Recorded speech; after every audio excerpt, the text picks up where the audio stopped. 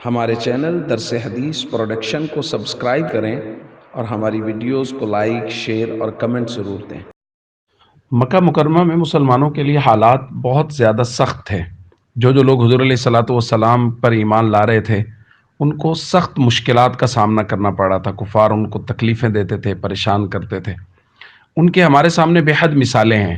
حضرت بلال رضی اللہ تعالیٰ عنہ ہو گئے، حضرت عمار ابن یاسر ہو گئے، ان کے والد حضرت یاسر ہو گئے، ان کی والدہ ہو گئی، اور اس طرح کے بہت سارے لوگ جن کو مکہ مکرمہ میں کفار کی طرف سے بے حد تنگ کیا گیا۔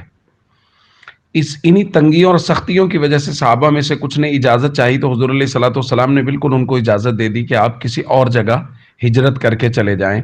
تو نبوت کے 5ویں سال صحابہ میں سے کچھ صحابہ نے رجب کے مہینے میں حبشہ کی طرف ہجرت کی۔ اچھا، حبشہ کا بادشاہ ایک نصرانی بادشاہ تھا، لیکن وہ رحم دل معروف تھا۔ تو یہ مسلمان ان کی طرف ہجرت کر کے چلے گئے، کیونکہ کفار نے بہت کوشش کی ان کو روکنے کی، لیکن وہ جیسے کیسے بھی بچ کے نکل گئے۔ وہاں جا کے کچھ عرصہ کے بعد ان کو خبر ملی کہ کفار نے اسلام قبول کر لیا ہے اور اسلام مکہ مکرمہ میں غالب آ گیا اور وہ حضور کا ساتھ دینے لگ گئے۔ تو وہ سارے کے سارے صحابہ وہاں سے واپس آ گئے۔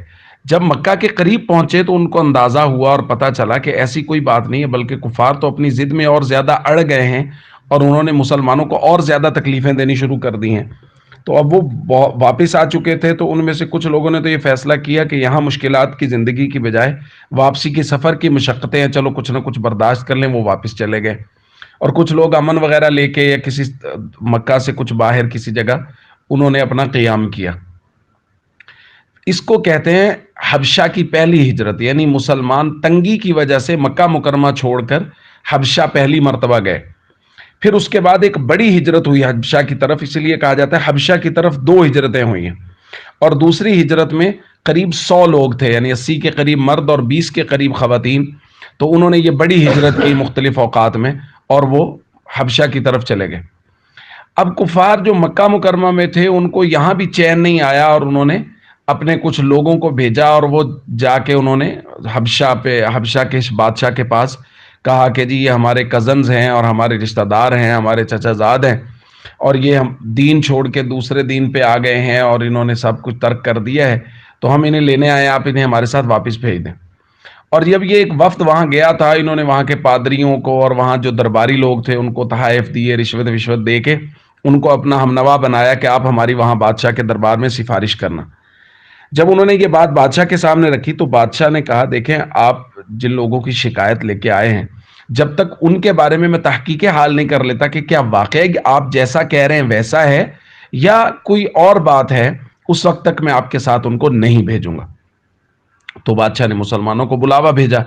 اب مسلمانوں کو پتا چلا کہ وہ مکہ سے وفد آیا ہے اور وہ ان کو بلا رہے ہیں، تو بڑے پریشان ہوئے، لیکن فیصلہ یہ ہوا کہ نہیں ہم وہاں جائیں گے، بات کریں گے۔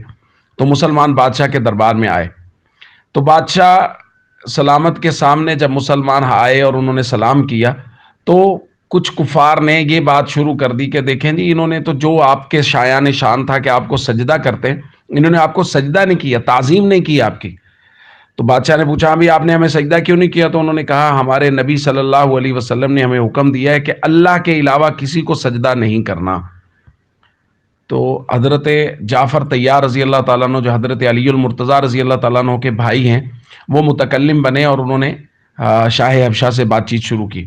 شاہ حبشہ نے پوچھا تم لوگ کس پر ایمان لائے؟ انہوں نے کہا ہمارے ہی نسب سے، ہمارے ہی قبیلے سے، عالی خاندان اور عالی نسب میں سے محمد کریم صلی اللہ علیہ وسلم ہیں اور ہم ان پر ایمان لائے ہیں، اور وہ ایمان کی دعوت دینے سے پہلے، نبوت کا اعلان کرنے سے پہلے بھی سچے تھے اور نیکوکار تھے، اور اس کے بعد بھی وہ سچے اور نیکوکار ہیں۔ تو شاہ حبشہ نے پوچھا وہ کس چیز کی دعوت دیتے ہیں؟ انہوں نے کہا وہ اس بات کی دعوت دیتے ہیں کہ اللہ کے علاوہ کوئی معبود نہیں ہے، پتھروں اور بتوں کو پوجنے سے منع کرتے ہیں، لوگوں کو صلہ رحمی کا حکم دیتے ہیں، آپس میں امانت داری کا حکم دیتے ہیں، لوگوں کے ساتھ، پڑوسیوں کے ساتھ، رشتہ داروں کے ساتھ صلہ رحمی کا، اچھائی کا حکم دیتے ہیں، غریبوں کے لیے صدقہ خیرات کا حکم دیتے ہیں، اچھے اخلاق کی تعلیم دیتے ہیں، بدکاری سے، زنا سے، جھوٹ سے، یتیم کا مال کھانے سے، کسی پر تہمت لگانے سے، ان تمام تر اعمال سے وہ منع کرتے ہیں، اور ہمیں قرآن کریم کی انہوں نے تعلیم دی ہے۔ اس کی وجہ سے یہ قوم ہماری دشمن ہو گئی ہے کہ ہم نے ایک سچے نبی کا کلمہ پڑھا ہے۔ تو یہ بات جب بادشاہ نے سنی تو انہوں نے کہا جو قرآن وہ تمہارے اوپر لے کے آئے ہیں اور انہوں نے تمہیں سنایا ہے ان میں سے کچھ یاد ہے؟ انہوں نے کہا جی بالکل یاد ہے۔ انہوں نے کہا سناؤ۔ تو حضرت جعفر رضی اللہ تعالیٰ عنہ نے سورت مریم کی اول آیات پڑھی۔ بادشاہ نے وہ آیت سنی تو بادشاہ اور جو نیک دل پادری وہاں بیٹھے ہوئے تھے وہ سارے کے سارے زار و قطار روئے، اور قرآن کی تاثیر اور قرآن کا اثر ان کے قلوب پہ ہوا۔ اس کے بعد شاہ حبشہ یعنی اس نے نجاشی نے اس نے یہ کہا کہ حضرت موسیٰ جو قرآن لے کے آئے، جو کلام لے کے آئے تھے، اور یہ جو کلام ہے، یہ دونوں کلام کا منبع نور ایک ہے، جہاں سے وہ آیا تھا وہیں سے یہ کلام آیا ہے۔ اس کے بعد ان سے کہا کہ ٹھیک ہے تم لوگ جاؤ، مسلمانوں کو واپس بھیج دیا، اور کفار سے کہا جاؤ یہ لوگ تمہارے ساتھ نہیں جائیں گے، یہ اپنی مرضی سے انہوں نے دین قبول کیا ہے، لہذا ہمیں تمہیں ان کو تمہارے ساتھ نہیں بھیجیں گے۔ تو کفار میں سے ایک شخص نے کہا کہ کل میں ان کے ساتھ ایسا برتاؤ کروں گا کہ بادشاہ ان کو ویسے ہی قتل کر دے گا۔ تو اگلے دن پھر دوبارہ یہ دربار میں آئے اور بادشاہ سلامت سے کہا بادشاہ سلامت دیکھیں جس طرح آپ عیسیٰ علیہ السلام کو اللہ کا بیٹا مانتے ہیں یہ لوگ نہیں مانتے، بلکہ عیسیٰ علیہ السلام کو یہ اچھا نہیں جانتے۔ تو بادشاہ نے پھر دوبارہ ان کو بلایا اور بلا کے کہا کہ تم عیسیٰ کے بارے میں تمہارا کیا خیال ہے؟ انہوں نے کہا ظاہر ہے جو قرآن نے ہمیں حکم دیا، جو ہمارے نبی صلی اللہ علیہ وسلم نے ہمیں بتایا کہ عیسیٰ علیہ السلام اللہ کے نبی ہیں، اللہ کے رسول ہیں، اللہ کا کلیمہ ہیں، اور اللہ تعالیٰ نے حضرت مریم علیہ السلام پر پاک دامنی کے ساتھ بغیر شادی کے حضرت عیسیٰ علیہ السلام کو پیدا کیا ہے۔ تو نجاشی نے کہا بے شک عیسیٰ بس اتنے ہی ہیں جتنے تم نے بتائے ہیں۔ اس بات پہ پادریوں نے کچھ تھوڑا بہت رنج و غصہ بھی کیا، لیکن شاہ حبشہ نے کہا سچ بات یہی ہے کہ محمد صلی اللہ علیہ وسلم نے حضرت عیسیٰ کے بارے میں جو بات کہی ہے وہی بات سچ ہے۔ اور کفار کو کہا واپس چلے جاؤ کہ تمہارا یہاں کچھ نہیں ہے اور ہم ان کو تمہارے ساتھ نہیں بھیجیں گے، اور اعلان کر دیا کہ مسلمانوں کو اگر کوئی آدمی، یہ جو لوگ یہاں اپنا دین چھوڑ کے نئے دین پر عمل کرتے ہوئے آئے ہیں، ان کو کوئی آدمی تنگ کرے گا تو اس سے جرمانہ لیا جائے گا، اور مسلمانوں کے ساتھ صلہ رحمی کرنے کا حکم دیا گیا۔ تو مسلمانوں نے پھر حبشہ میں رہنا شروع کیا۔ یہ ابتدائی ہجرت سی، سب سے پہلی ہجرت جو حبشہ کی طرف ہوئی، اور یہ 2 ہجرتیں ہوئیں۔